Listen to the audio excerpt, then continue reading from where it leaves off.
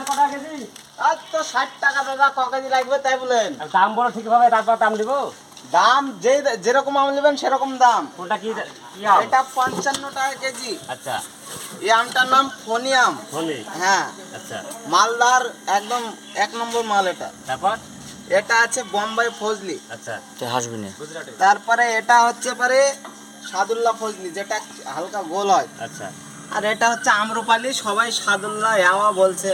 এটা কি আম? এটা হচ্ছে ফনি ফজলি। আচ্ছা, দাম? দাম একদম 60 টাকা কিলো। হেবি সাদা দাম।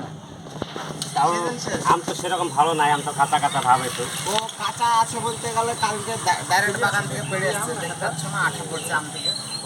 আচ্ছা, তোমার এই আমটা এত বড় বড়, এটা কিসের আম? এটা ওটা বোম্বাই ফজলি দাদা। এটা বোম্বাই বুঝলি? এটা কত কিলো? ওটা বেশি না, 50 টাকা কিলো। 50 টাকা। আম লিতাম তো দেখ ভালো না, আম পরে আবার নেব। ঠিক আছে। ন্যাংরা আম নাই, ন্যাংরা।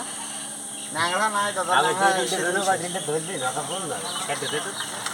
এ কি বড় রে, এটাই ন্যাংরাতে, এটাই ন্যাংরা 60 টাকা। ন্যাংরা আম আছে তো, এর দাম কত? বেশি না, 65 টাকা কিলো এটা। ন্যাংরা যদি 65 হয় তাহলে সুস্থ আম কত হবে? সুস্থ আম অসুস্থর মতন কম দাম। আরে সব বোনাস। আচ্ছা, ন্যাংরা আমটা কি তুমি কি ওই বিলকান্দি নিয়ে গেছিলে? হ্যাঁ, বিলকান্দি থেকে হ্যান্ডিক্যাপ করে এসেছে। ঠিক আছে।